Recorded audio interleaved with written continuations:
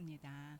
우리의 힘으로 이곳에 온 것이 아니라 우리 안에 계시는 성령님의 강건하심과 인도하심으로 우리가 이렇게 하나님의 귀한 전에서 예배를 드릴 수 있게 된 것을 확신합니다. 저는 오늘 여호와를 앙망하라라는 제목으로 하나님의 말씀을 나누도록 하겠습니다. 우리 현대인의 가장 큰 관심사는 아마 건강일 것입니다. 경제적으로, 사회적으로 우리는 이전보다 훨씬 더 나은 환경에서 살고 있지 않습니까? 먹을 것도 많고 의학도 발전하고 삶의 편의시설은 점점 좋아지고 있습니다. 그럼에도 불구하고 피로와 스트레스는 오히려 점점 커지고 있습니다. 조금만 무리해도 쉽게 지치고 충분히 쉰 것 같은데도 회복이 되지 않습니다. 아무리 좋은 음식과 약을 챙겨 먹어도 이 몸과 마음의 피곤함은 쉽게 사라지지 않습니다. 고개를 끄덕이시는 분들이 계시는데요. 사실 저희 신학교에서도 지금 학기가 중반으로 접어들면서 모였다 하면 얘기가 체력입니다. 그래서 올리브 오일과 아침에 레몬즙을 먹으면 좋다. 아니다. 비타민을 초과해서 이제 먹는 게 좋을 것 같다. 어떤 분은 세게, 나는 보약을 먹었더니 좀 효과가 있는 것 같다. 이제 그러면 여러 사람들이 부러운 듯이 그 학생을 쳐다봅니다. 여러분은 어떠신가요? 제가 볼 때는 굉장히 건강해 보이시는 것 같지만 혹시 속으로는 지쳐 계시지는 않습니까? 그런데 이와 같은 모습이 성경에도 나타납니다. 오늘 본문에 등장하는 이스라엘 백성이 바로 그렇습니다. 육체적으로, 정신적으로 완전히 고갈되어 있는 상태였습니다. 그때 하나님께서 그들에게 어떤 해결책을 주셨는지 그것을 살펴보면서 우리의 삶에 적용해보는 시간을 갖도록 하겠습니다. 오늘 본문 말씀은 이사야 40장 27절에서 31절 말씀입니다. 마이크가 좀 작은가요?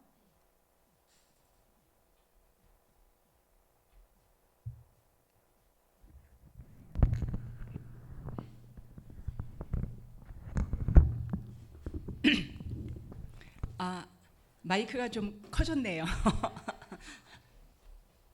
그래서 이사야서 40장 27절에서 31절 말씀을 우리 또 한 목소리로 아름답게 봉독해 보도록 하겠습니다. 이사야 40장 27절에서 31절까지 말씀입니다. 27절입니다. 야곱아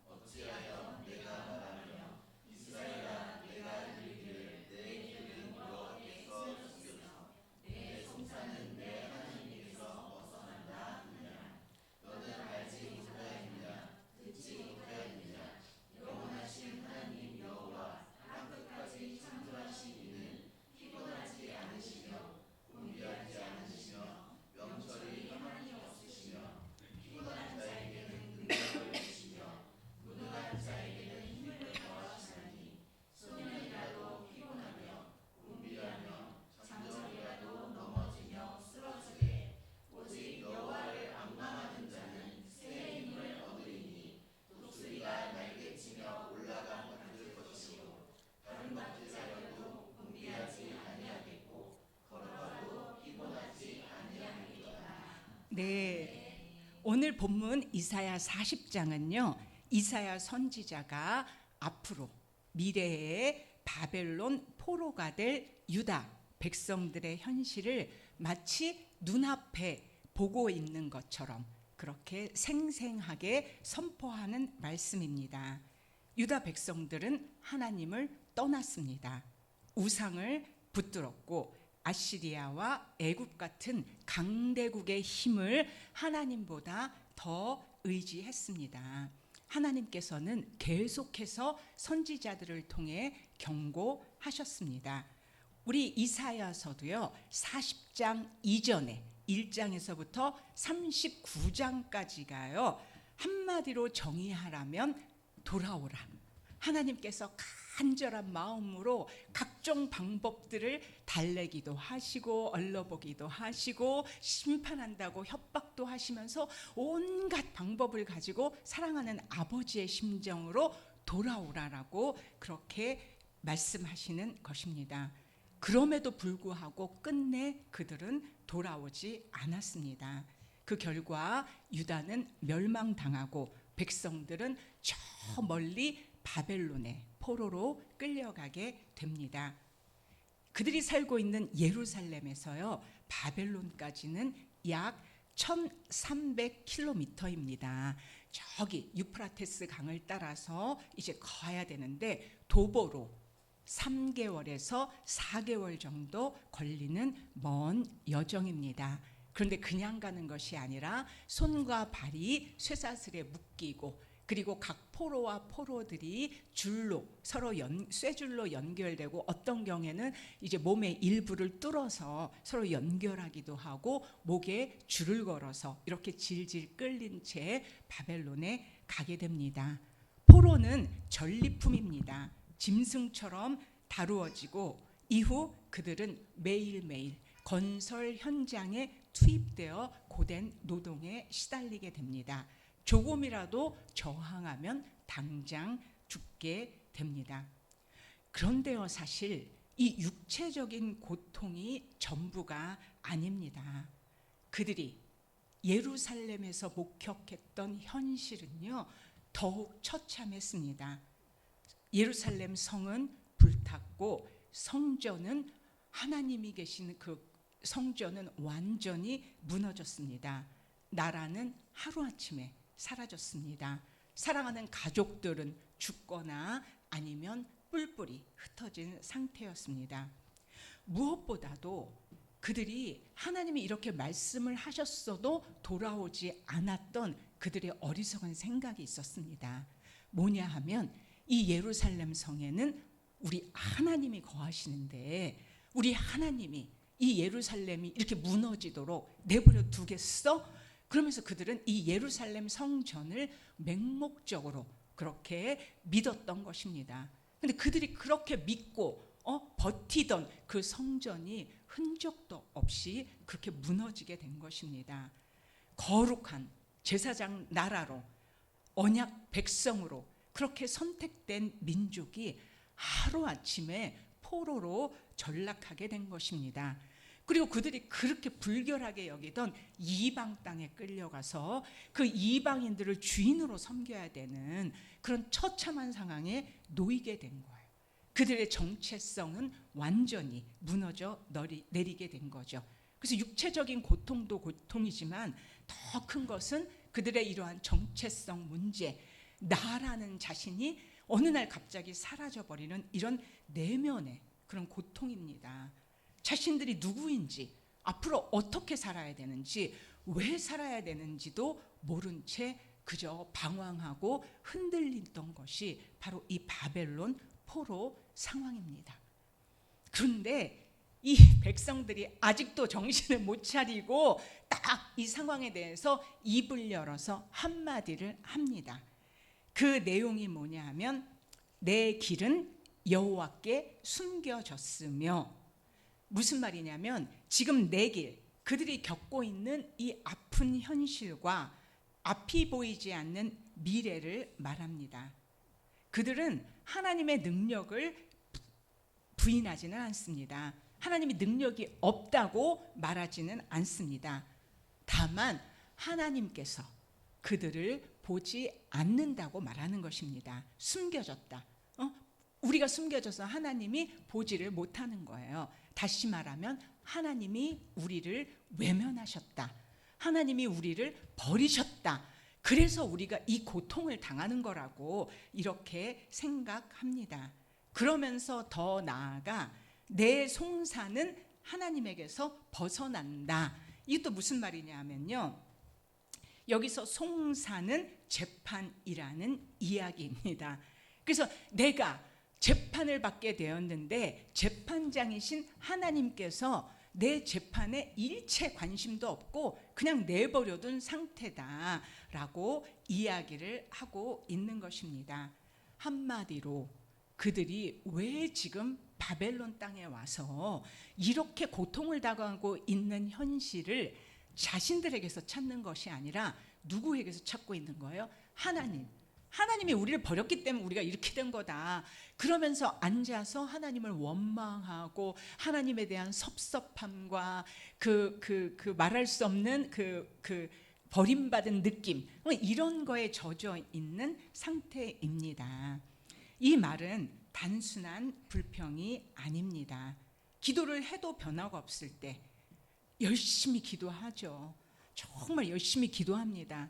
그런데 그 기도하는 제목이 전혀 이루어지지가 않아요. 그럴 때 우리는 어떻게 느낍니까? 아, 하나님은 침묵하시는구나.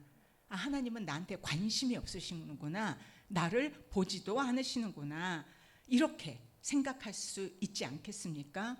처음에는 어찌하든지 이 어려움 속에서 믿음으로 살려고 기도도 하고 말씀도 듣고 하지만 시간이 흔들리면 그 시간이 지나면서 그 믿음 역시 흔들리게 됩니다. 기도도 줄어들고 기대도 점점 사라지면서 나 같은 사람을 하나님이 이러면서 확신도 약해집니다.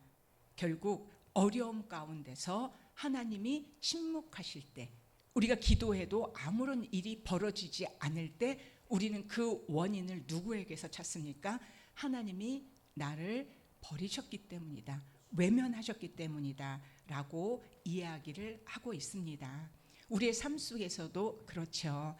저도 예전에 한쪽 다리가 너무 부은 적이 있습니다. 그때 막 30대 쓸 때인데 얼마나 치마가 입고 싶겠습니까?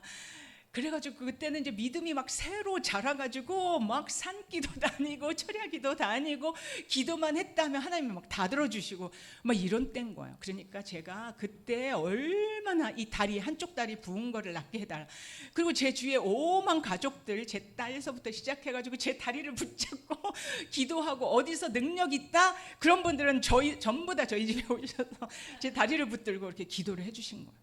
하루는 제가 이제 미국에 있는 동생을 방문하면서 누가 그러는 거예요. 뭘 딱 보면서 믿음 바라는 것의 표상이다 그러면서 예쁜 원피스를 하나 사가지고 그거를 보면서 기도하라고. 그래서 제가 진짜 예쁜 원피스를 사가지고 미국행 비행기에 올랐습니다. 그래서 이제 동생 집에서 같이 열심히 기도를 했는데 올 때는 그 치마를 입고 올라 그랬어요. 입었겠습니까? 못 입었겠습니까? 못 입었어요. 와, 근데 제 처음이었던 것 같아요. 그 전에는 하나님이 너무 좋고 하나님 나를 사랑하시고 내 기도 다 들어주시고 내 일생은 하나님의 것 완전히 그런 허니문이 없었는데 그 비행기 타고 오는 내내 처음 경험하는 그런 감정, 그게 뭔지 몰랐거든요. 이 말씀을 준비하면서 생각이 난 거예요.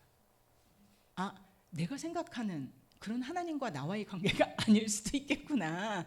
하나님 내가 생각하는 것처럼 그렇게 나한테 관심이 있으시고 내가 원하는 거 다뤄주시고 나를 너무 사랑하시고 이런 건 아닐 수도 있지 않나? 착각이었나? 그럼 내가 그동안 믿었던 건 뭐지? 나는 그렇게 하나님이 그런 하나님을 믿고 난 지금까지 살았는데 몇 년 동안 내가 밤낮 없이 물불 안 가지고 신앙생활 했던 건 뭐지? 너무 그때 마음에 절망이 오면서 제 신앙의 그때 색깔이 좀 달라지긴 했습니다. 그런데 이스라엘 백성들이 저보다 더 심했겠죠. 이제 그렇다는 것입니다. 그렇다면 이런 이스라엘 백성들의 말에 하나님은 어떻게 대응하셨을까요? 먼저 하나님은 그들의 생각을 정면으로 깨트리십니다. 그리고 하나님이 나서서 직접 말씀하십니다. 뭐라고 이야기하시느냐? 이스라엘 백성들을 향하여 하나님이 이렇게 말씀하셨습니다. 너는 알지 못하였느냐? 너는 듣지도 못했느냐? 나는 영원한 하나님이다. 땅 끝까지 창조한 자다. 나는 절대 피곤하지 않다. 나의 명철은 끝이 없다. 땅 끝까지 창조한 내가 너의 길을 모르겠느냐?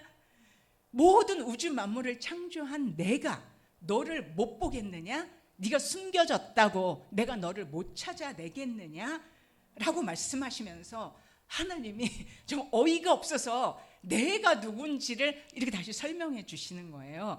그러면서 이 세상에서 나의 눈을 피해서 숨을 자 있다 없다? 절대 없다. 나는 모든 사람의 형편과 처지를 알고 있는 명철이 한이 없는 그런 하나님이다. 나는 너를 절대 모르지 않는다라는 것입니다. 한마디로 지금 네가 겪고 있는 이 고통의 문제는 하나님이 아니라는 겁니다. 하나님이 아니라는 거예요. 하나님에 대한 잘못된 인식에서 이런 문제가 나오니까 하나님이 누구신지를 알려주시면서 절대 숨는다고 숨어진 자를 못 찾는 데가 아니다 라고 하면서 이스라엘 백성들의 논리를 박살을 내시는 거죠. 그러면서 그 결론이 뭐냐? 여러분, 우리의 길은요, 하나님께 숨겨지지 않습니다. 하나님은 우리의 일거수일투족, 우리의 작은 신음에도 응답하시는 그런 능력의 하나님이고 창조주의 하나님입니다. 그래서 어떤 사람이 지쳐 있다면 그 사람에게 능력을 주시고 무능하다면 힘을 주시는, 더해 주시는 그런 하나님입니다. 하나님은 절대 우리를 외면하지 않으십니다. 문제는 우리가 느끼지 못할 뿐인 것입니다. 지금도 이곳에서 예배하는 우리를 보시면서 하나님은 얼마나 기뻐하시겠습니까? 너희가 나를 저는 우리 교회 찬양이 너무 좋아요. 막 그 숫자가 막 엄청 많고 오케스트라가 많은 교회들도 많잖아요. 그런데 저 여기 올 때마다 어쩜 이렇게 찬양이 살아서 죄송합니다. 막 팔팔 뛰는 그 싱싱함 막 그런 걸로 하나님을 찬양하는 그 하나님이 얼마나 기뻐하시면서 우리를 보고 계십니까? 하나님은 우리를 보실 뿐만 아니라 지금도 일하고 계십니다. 그러면서 29절에 보면 이렇게 말씀하십니다. 피곤한 자에게는 능력을 주시며 무능한 자에게는 힘을 더하시나니. 여기에서요, 누가 능력을 주입니까? 능력을 주시는 주어는요, 하나님이에요. 하나님이 주시는 거예요. 누가 무능한 자에게 힘을 더하는가? 여러분들이 으쌰 힘내자 그런다고 힘이 생기는 게 아니에요. 이 무능한 사람한테 힘을 주시는 분은 바로 그 주어는 하나님이시라는 겁니다. 그래서 하나님께서 피곤하고 무기력한 자에게 능력과 힘을 더하시는 것입니다. 그리고 이어지는, 지금 특히 바벨론 포로로 지쳐있는 이스라엘 백성들에게 능력과 힘을 주시는 분은 바로 하나님뿐이시라는 얘기입니다. 그러면서 이어지면서 30절에서 인간의 상태를 이야기합니다. 무슨 말이냐면 정말 나이가요, 먹을수록 이 피곤함의 정도가 틀려지더라고요. 그래서 내가 피곤할 때마다 이게 나이가 먹었나 이러면서 이제 나이 탓으로 돌리는데요. 아니라는 거예요, 여러분.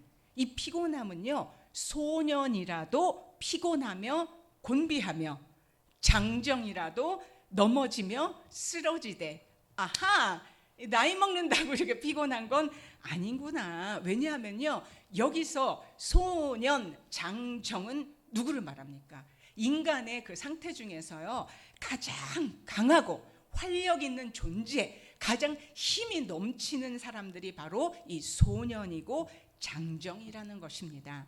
그런데 그들도 어때요? 피곤하고 넘어지고 쓰러집니다. 이거는 나이 많은 사람이나 약한 사람만의 문제가 아니라는 거예요.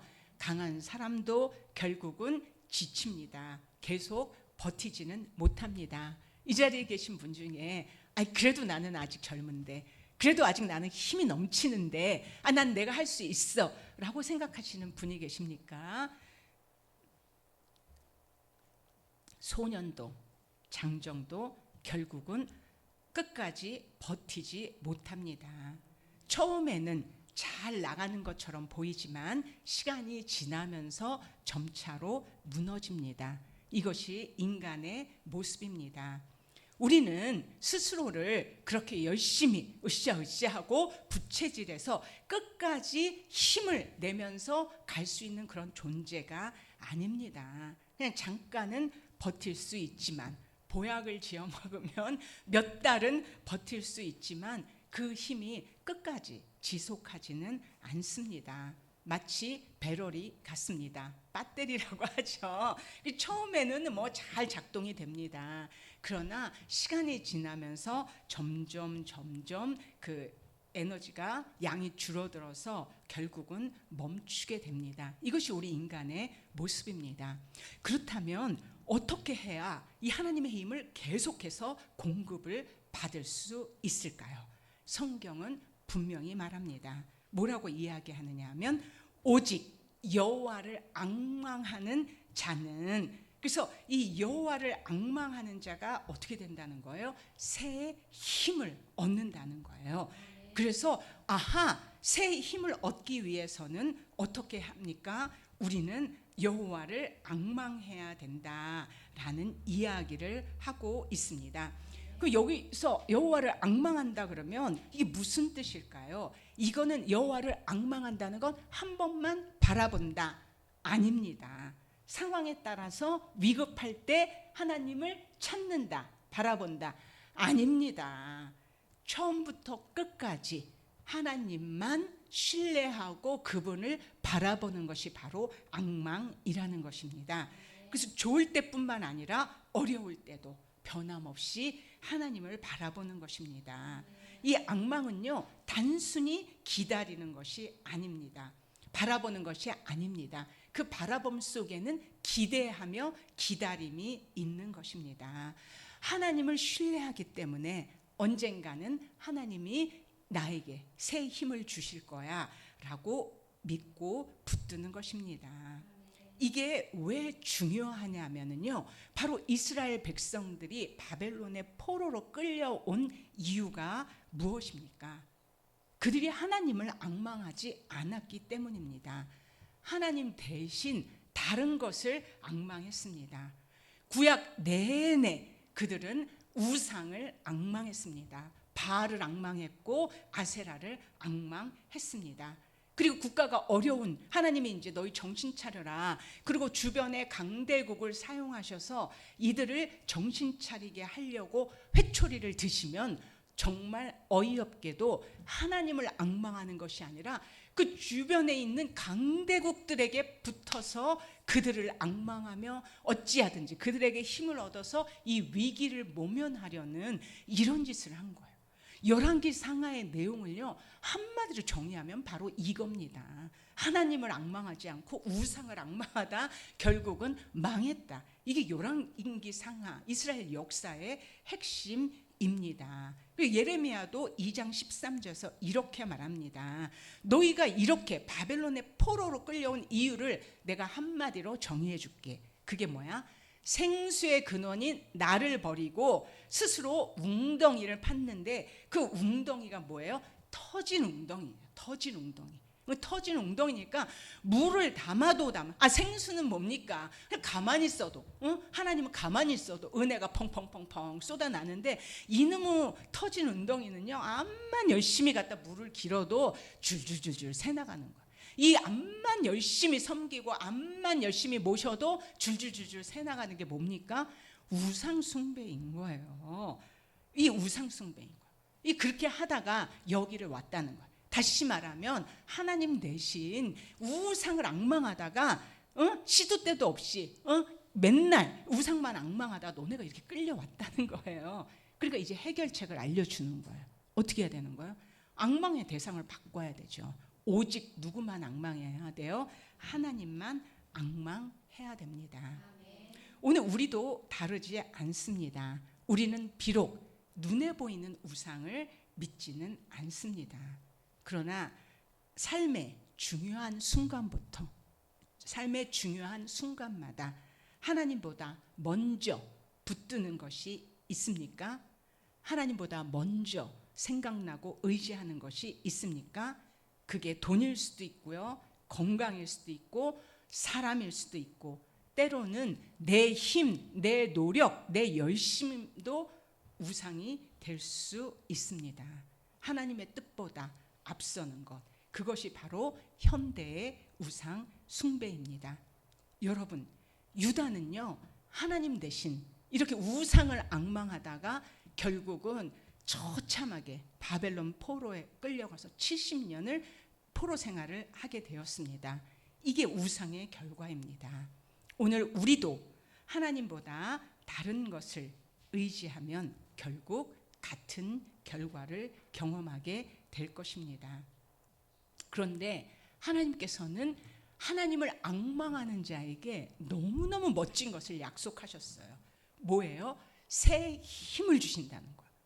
근데 이 새 힘이 어떤 힘이냐면요, 독수리가 날개를 펴 하늘로 올라가는 것 같은 힘이라고 설명합니다.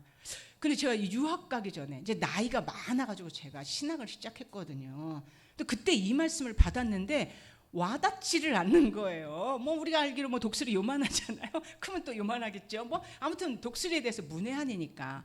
그게 뭔지도 모르는데 하나님은 새 힘을 주고 그게 독수리처럼 난다. 그러니까 이제 제가 그냥 기도할 때마다 하나님, 독수리가 날개쳐 올라간 같은 새 힘을 주십시오, 주십시오. 근데 그 말이 사실 저에게 큰 힘이 되지 않았어요. 근데 요즘 제가 이게 너무 사역이 벌려져 있어가지고 또 지난 몇 주간 감기가 걸려가지고 너무너무 힘드니까 내가 이 말씀을 좀 공부를 해봐야 되겠다. 이게 뭔 말인지, 내가 지금 새 힘이 필요한 건 너무너무 확실해. 근데 하나님이 주신다는 그 새 힘이 뭔지, 이게 문제가 뭔지, 어떤 건지 내가 좀 공부를 해봐야 되겠다.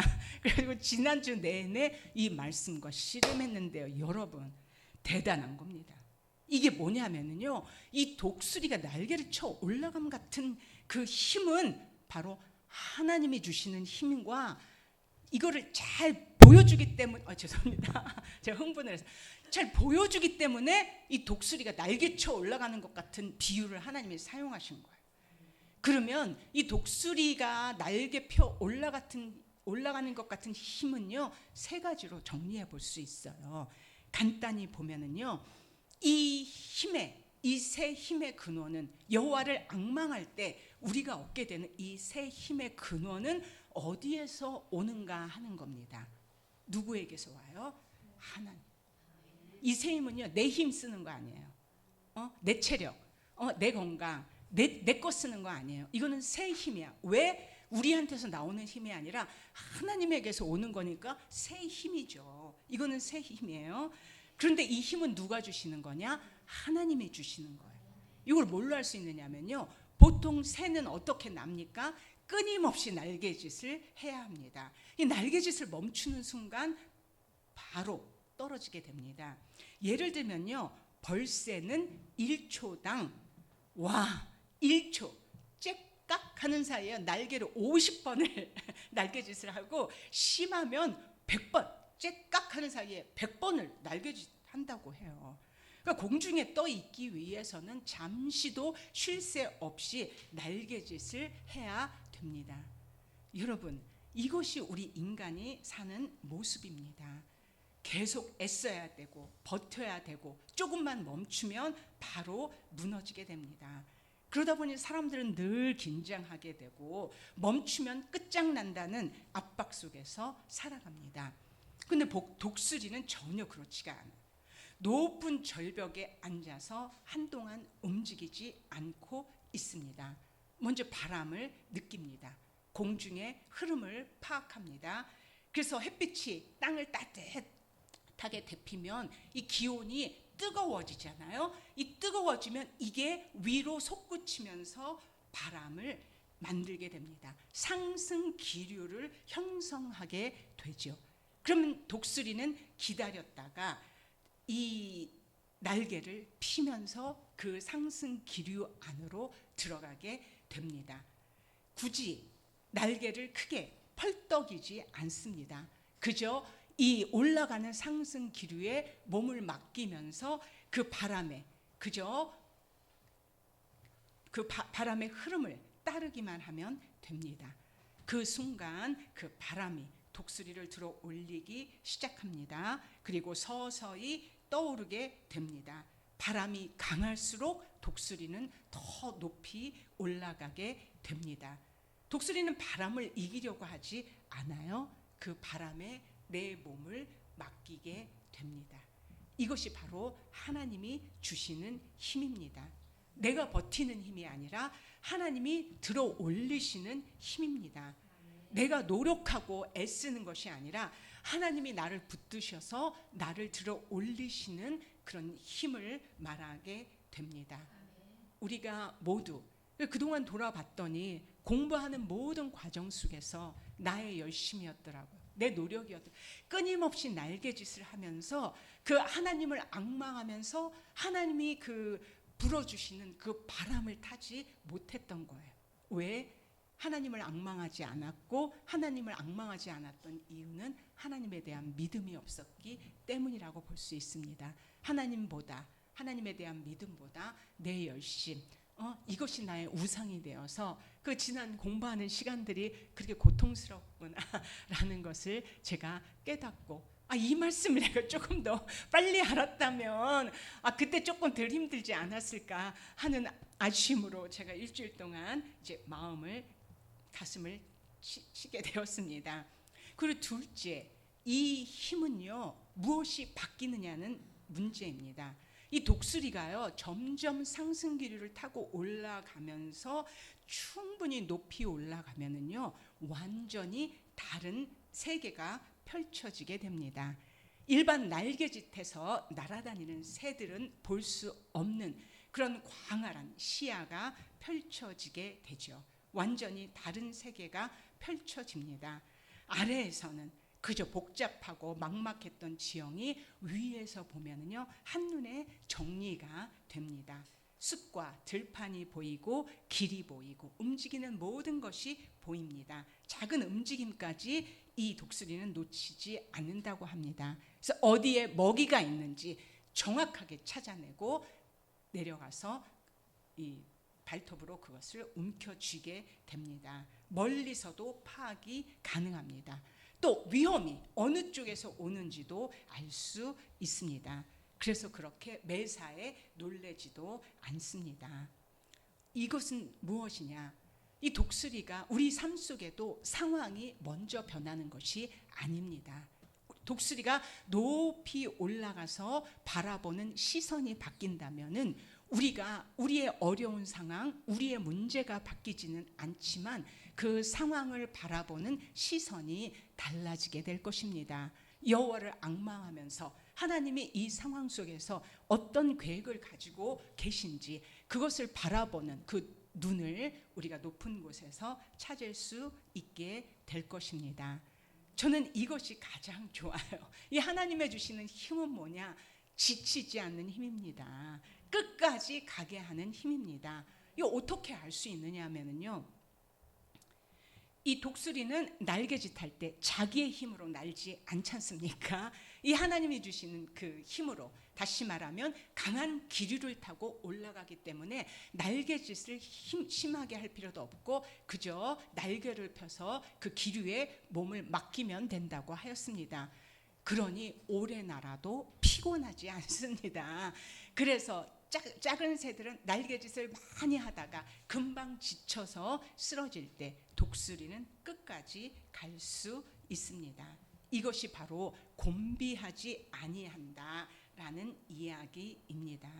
우리 인생은 한번 날고 끝나는 인생이 아니지 않습니까? 끝까지 가야 되는 사람들입니다. 우리가 이런 일들을 얘기하면서 저는 사도 바울을 떠올리게 되었습니다. 이 사도 바울에게는요 육체의 가시가 있었습니다. 사역을 효과적으로 해야 되는데 이 효과적으로 사역을 할 수가 없었어요. 그러니까 3번 간절히 남들은 그렇게 열심히 고쳐주면서 하나님께서 나의 이 육체적 가시를 없애주면 내가 얼마나 효과적으로 사역을 잘할 수 있을까? 하나님이 나에게 체력을 잘 주시면 내가 얼마나 여기저기 다니면서 사역을 잘할 수 있을까? 하나님이 나에게 체력을 주시면 우리 교회를 얼마나 잘 섬길 수 있을까? 이렇게 생각하지 않았겠습니까? 그런데 하나님께서는 뭐라고 이야기하셨습니까? 내 능력이 약한 데서 온전하여 짐이라. 이 말이 저는 이 본문을 떠오르면서 이해가 되었습니다. 사도 바울은 연약함을 가지고 있었습니다. 그래서 자기 자신을 의지할 수가 없었어요. 그래서 어려운 문제가 생길 때마다 하나님만 앙망해야 되는 이런 사람이었던 것입니다. 그래서 모든 일들이 안 풀리고 고난을 당하고 어려움이 있을 때마다 그는 하나님께 나아가고 하나님만 앙망하게 되었습니다. 모든 것이 상황이 좋아서가 아니라 오히려 그의 육체적인 가시 때문에, 그가 당하는 고난 때문에 그가 하나님만 더 앙망하게 된 것입니다.